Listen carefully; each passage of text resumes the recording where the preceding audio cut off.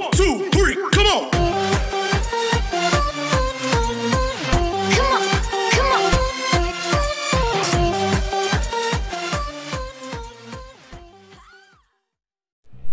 Assalamualaikum warahmatullahi wabarakatuh.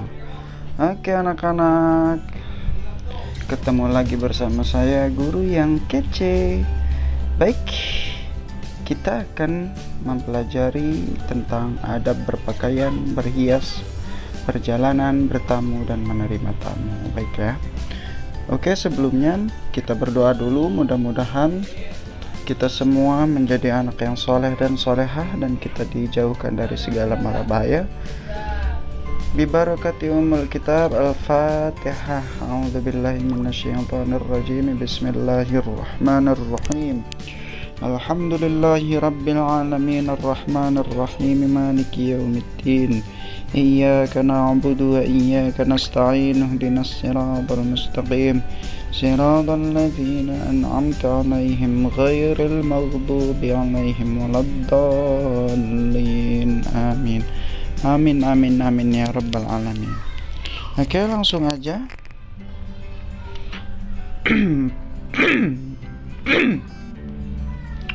Untuk yang pertama, sebelum kita beranjak ke pembahasan, kita harus mengetahui peta konsepnya terlebih dahulu. Akhlak terpuji. Baik, akhlak terpuji itu ada tentang adab berpakaian, berhias, perjalanan, bertamu, dan menerima tamu.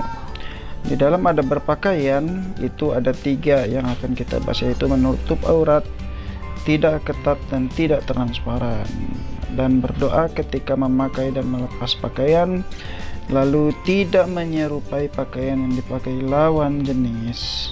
Lalu ada berhias, tidak tabarruj al-jahiliyah, yaitu merangsang lawan jenis. Lalu berhias untuk ibadah, bukan untuk kesombongan. Dan yang terakhir tentang berhias adalah tidak boleh menato tubuh, berhias dengan simbol non muslim. Lalu ada perjalanan untuk ibadah. Nah, lalu ada perjalanan lagi, berdoa ketika berangkat dalam perjalanan dan ketika sampai tujuan. Lalu ada diperbolehkan menjamak dan mengqashar sholat, itu dalam perjalanannya. Lalu ada bertamu. Yang pertama, kita harus meminta izin masuk maksimal 3 kali.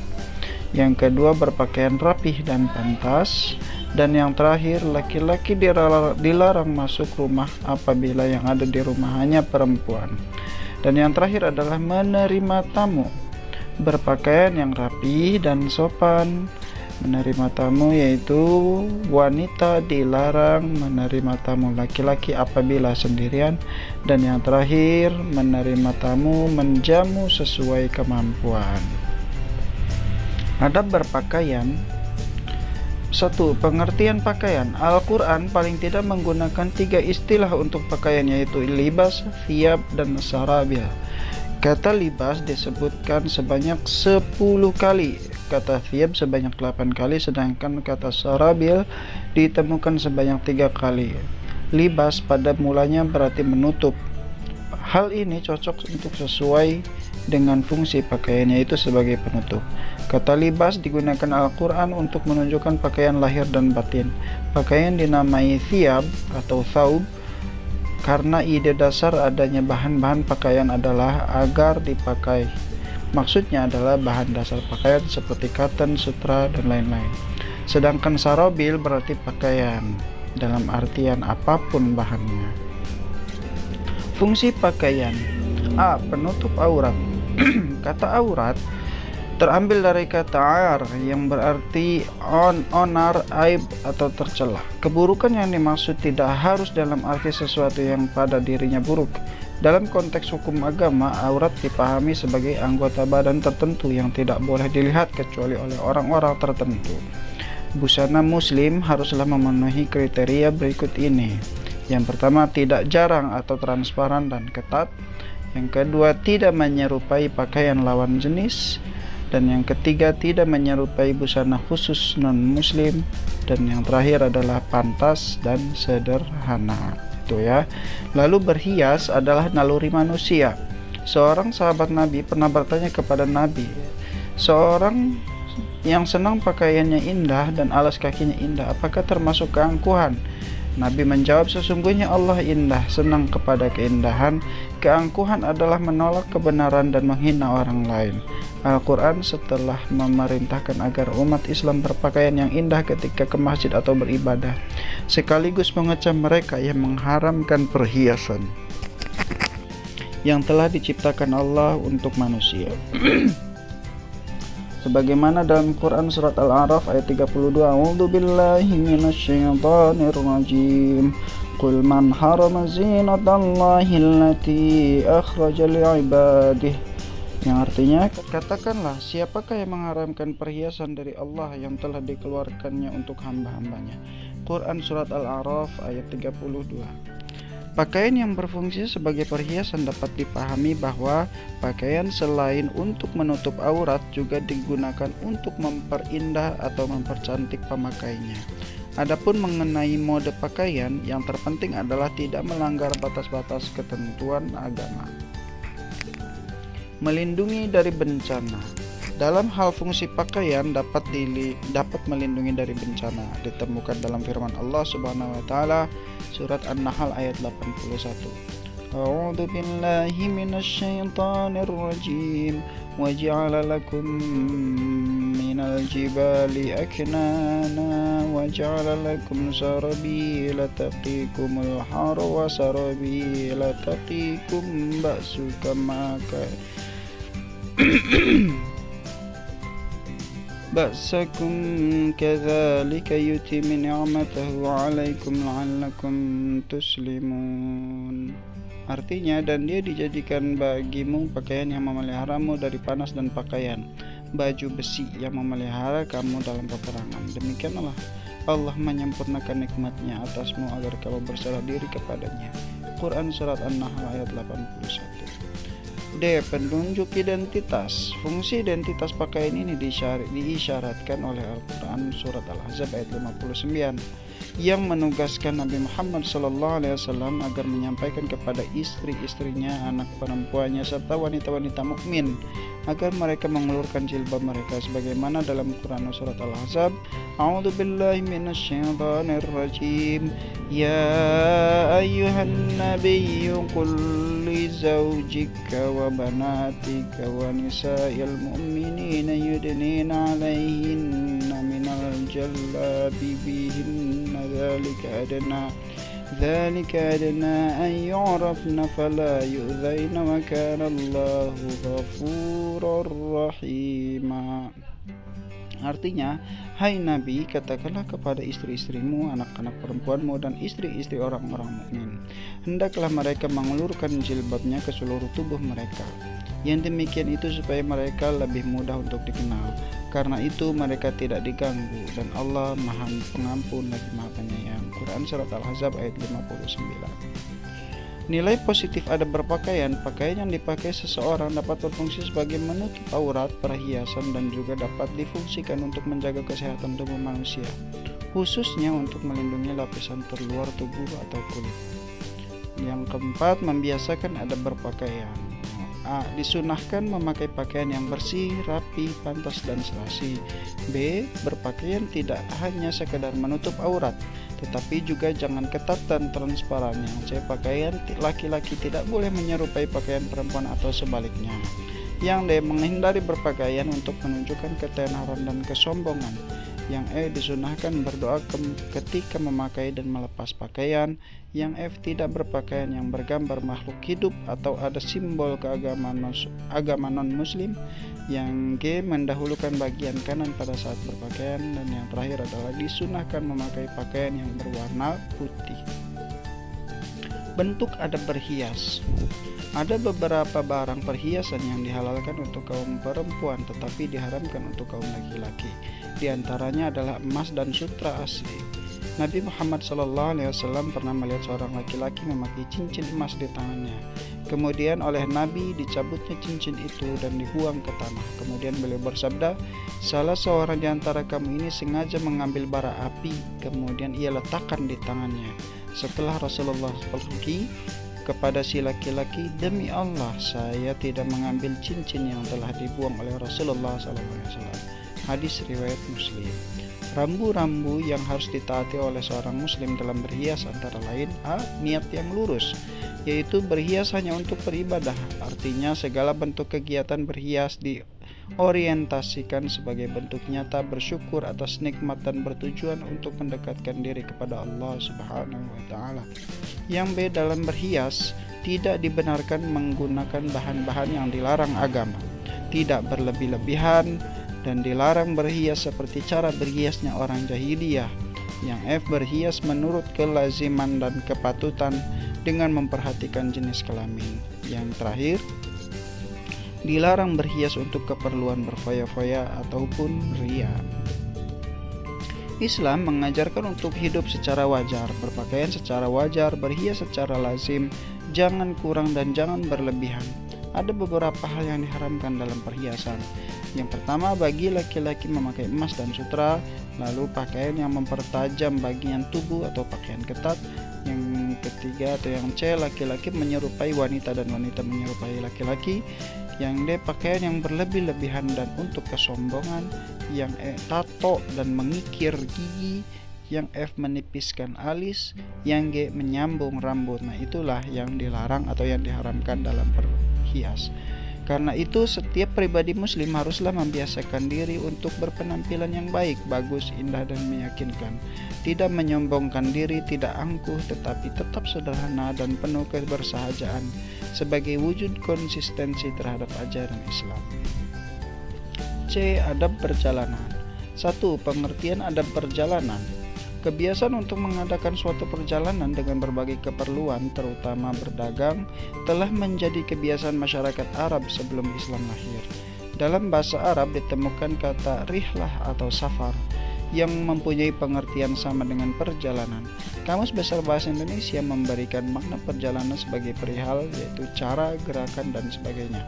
Berjalan atau bepergian dari satu tempat ke tempat lain untuk suatu tujuan. Secara istilah, perjalanan diartikan sebagai suatu aktivitas untuk keluar atau meninggalkan rumah dengan berjalan kaki atau menggunakan kendaraan yang mengantarkan kepada tujuan dengan maksud atau tujuan tertentu. Yang 2, bentuk adab perjalanan. Adab sebelum berangkat. Dalam kehidupan sehari-hari, maka kegiatan manusia tidak bisa dipisahkan dengan aktivitas di luar rumah. Keluar rumah dimulai dengan pamitan atau minta izin kepada orang tua. Apabila mengadakan perjalanan jauh, maka pamitanlah kepada para tetangga adalah patut untuk dilakukan. Ketika meninggalkan rumah, seraya berdoa sebagai berikut: A'udzu billahi minasy syaithanir rajim. Bismillahirrahmanirrahim. Bismillahi tawakkaltu 'alallahi wala haula wala quwwata illa billah. Dengan nama Allah aku keluar, aku bertawakal kepada Allah, dan tiada daya serta upaya kecuali pertolongan Allah. Adab ketika perjalanan. Apabila bepergian menggunakan kendaraan, maka segera membaca doa sebagai berikut: A'udzu billahi minasy syaithanir rajim. Bismillahirrahmanirrahim.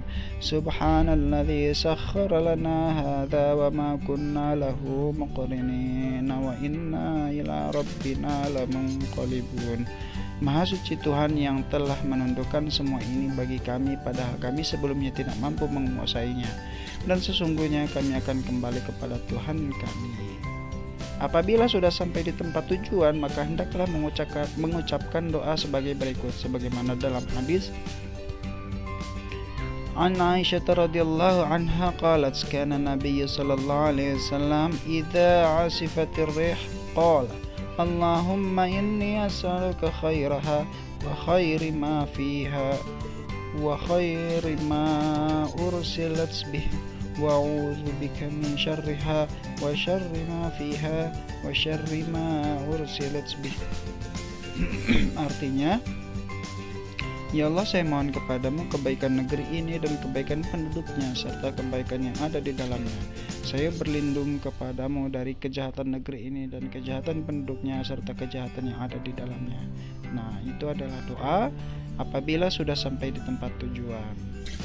Lanjut ke Selanjutnya itu apabila berjalan kaki. Nah, ini tentang berjalan kaki ya.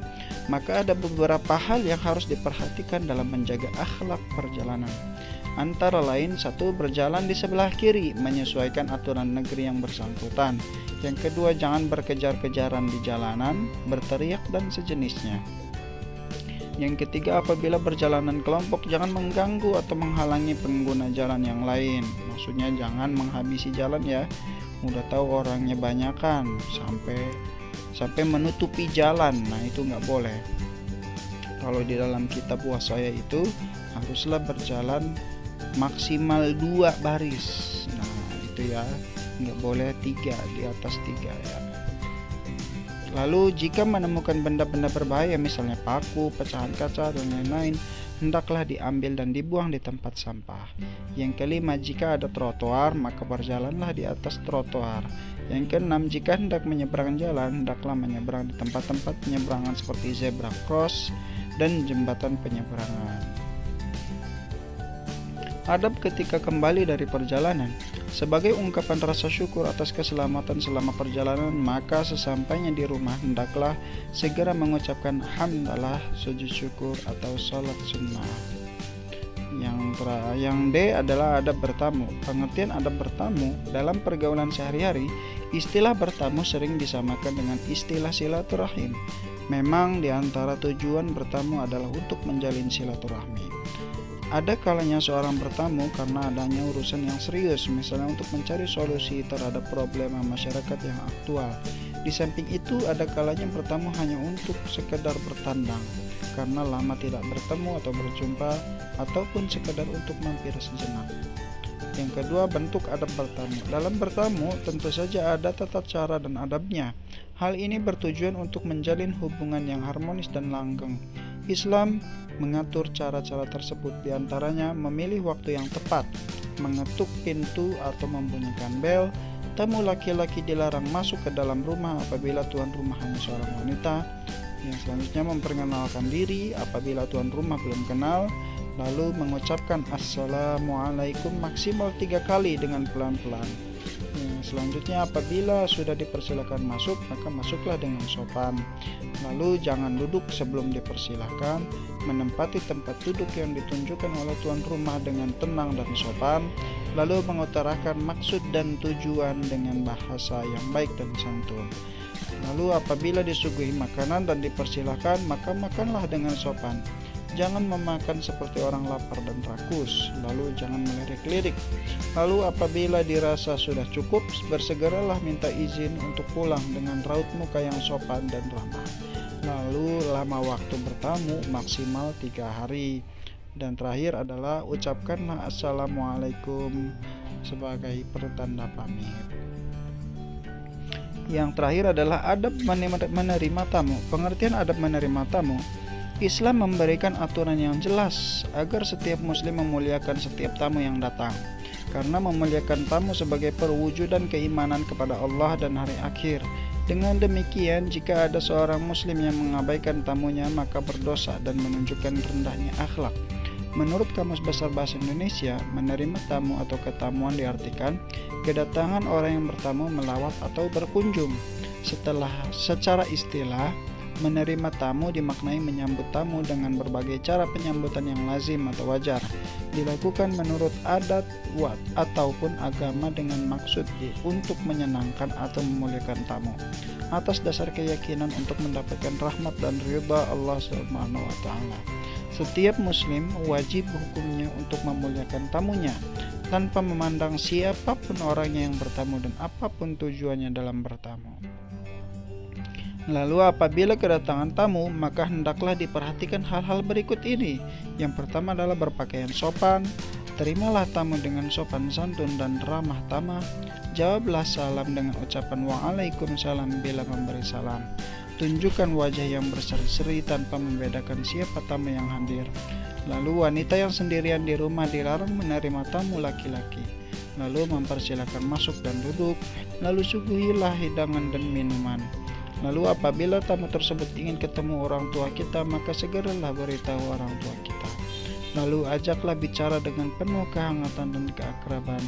Lalu jawablah salam apabila tamu mengucapkan salam untuk pamit pulang, dan antarlah tamu sampai depan rumah atau halaman ketika pulang. Alhamdulillahi rabbil alamin. Wallahu a'lam bishawab. Mudah-mudahan manfaat, mudah-mudahan barakah, mudah-mudahan kita semua jadi anak yang saleh dan soleha, dan kita semua menjadi orang yang sukses di dunia wal akhirah, sehingga kita mendapatkan surganya Allah Subhanahu wa taala dan dijauhkan dari mara bahaya fid dunia wal akhirah, dalam adab kubur dan adab akhirat. Nauzubillah tsumma nauzubillah. Wallahu a'lam bishawab. Akhirul kalam wal afu minkum. Assalamualaikum warahmatullahi wabarakatuh.